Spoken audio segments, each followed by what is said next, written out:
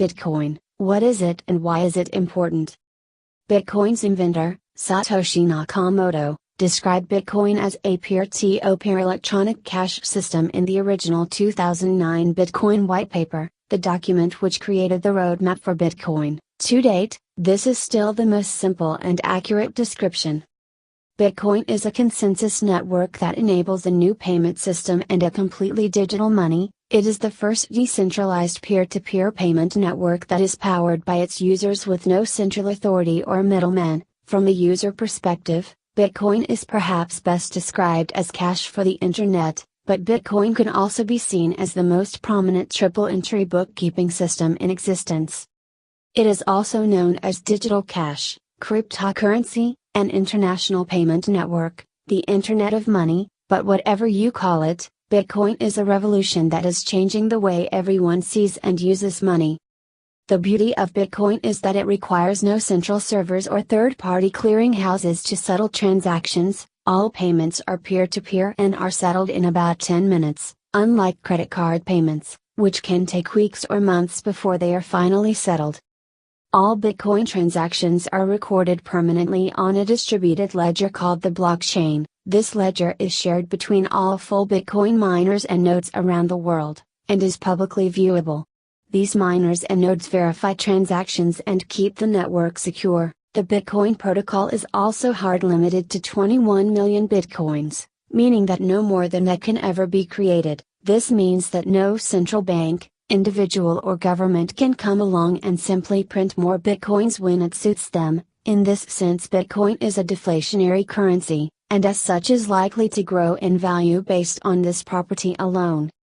Bitcoin is still a cutting-edge experiment in technology and economics, and like the World Wide Web in 1995, its myriad potential, purposes and applications are yet to be decided. Is it just electronic money, a foundation for smart contracts and electronic shares? Is it underground and subversive, challenging the power of governments, or will it integrate into mainstream finance and go unnoticed? If you know the answers to any of these questions, or if you can figure out how to capitalize on them, there may be many lucrative opportunities for you in the Bitcoin space.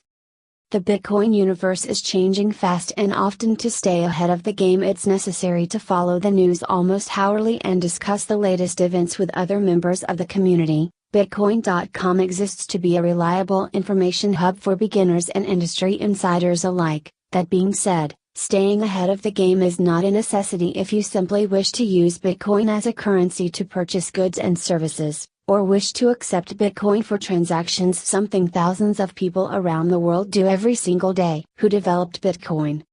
The original Bitcoin code was designed by Satoshi Nakamoto under MIT open source credentials. In 2008, Nakamoto outlined the idea behind Bitcoin in his white paper, which scientifically described how the cryptocurrency would function. Bitcoin is the first successful digital currency designed with trust in cryptography over central authorities. Satoshi left the Bitcoin code in the hands of developers and the community in 2010. Thus far, hundreds of developers have added to the core code throughout the years. What is the blockchain?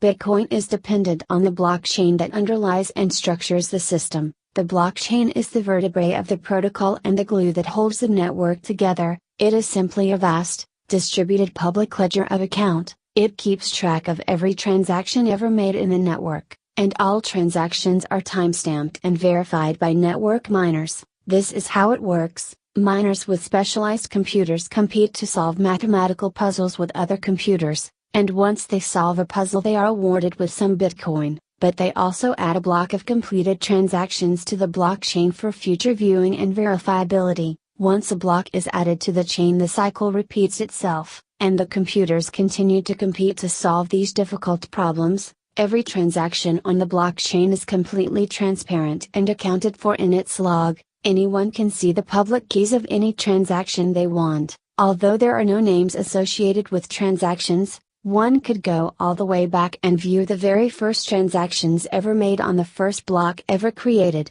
This block was unironically called the Genesis block. What is double spending? Double spending is the act of using the same Bitcoin twice. There is only a 21 million set cap on the protocol and no more can be produced. so the network protects against double spend by the verification of each recorded transaction. The blockchain's ledger ensures that the transactions are finalized by its inputs confirmed by miners. The confirmations make each unique Bitcoin and its subsequent transactions legitimate. If one tried to duplicate a transaction, the original block's deterministic functions would change, showing the network that it is counterfeit and would not to be accepted. How is the blockchain different from banking ledgers? Banks and accounting systems use ledgers to track and timestamp transactions. The difference is that the blockchain is completely decentralized and open source. This means that people do not have to rely on or trust the central bank to keep track of the transactions. The peer-to-peer blockchain technology can keep track of all the transactions without the fear of having them erased or lost. Furthermore, the blockchain, because of its open source nature, is more versatile and programmable than central banking ledgers. If programmers need new functionality on the blockchain, they can simply innovate on top of already existing software through consensus. This is difficult for central banks because of all of their regulations and central points of failure. Why bother with Bitcoin? That is the million-dollar question, and there is probably a ton of answers you could give yourself. Are you fascinated by money and technology? Do you want to push the boundaries of money itself and participate in one of the biggest economic experiments of the past century? At some point you will hear people say Bitcoin is great, but you will never use it to buy your coffee every morning. It is a sign they haven't really sat down to think about what money is, or how different people around the world use it. In fact, people are already using Bitcoin to buy their morning coffee. Are you unserved or underserved by the current international banking system because you or your family live in an emerging economy, or freelance for clients overseas? Are you under 18, or work in an industry the credit card companies or PayPal don't approve of? Have you ever had an account frozen for some random irregularity, or had to pay over $20 in international money transfer fees just to send your funds to a friend or loved one? Bitcoin is the perfect solution to all of those issues.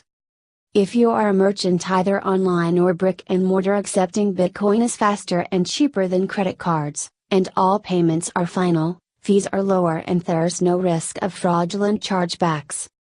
Perhaps you think the value of Bitcoin will increase in future and want to invest in it, or maybe you've been reading about the existing fiat currency, central banking and international financial system, realized something's not quite right with it and want to place control of your money back in your own hands. Bitcoin allows you to do this. What is Bitcoin mining?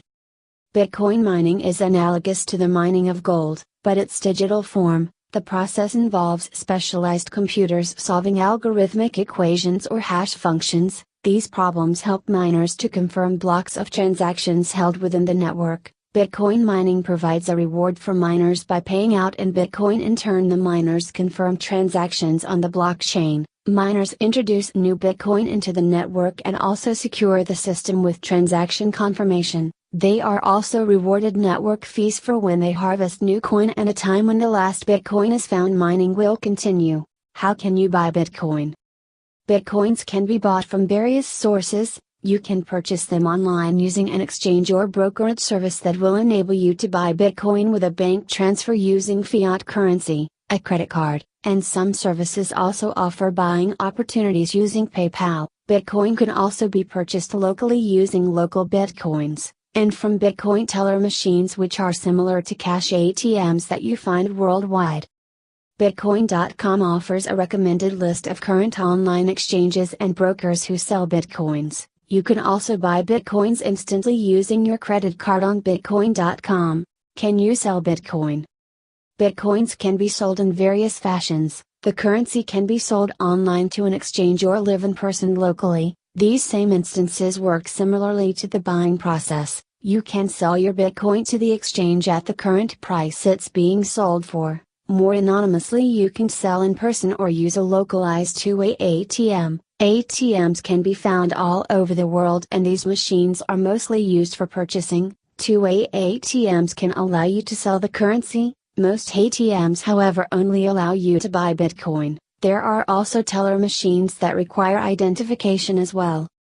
Bitcoin payments are easy to make with a wallet application and addresses. You can use a standard desktop or smartphone to transact with an individual, merchant, and exchange. Addresses can be used in number form, in a QR code and contactless technology. Transacting with Bitcoin offers lower fees than any known remittance provider and credit card service. No bank, no state, no third party can offer this low amount of fees. Can stores accept Bitcoin?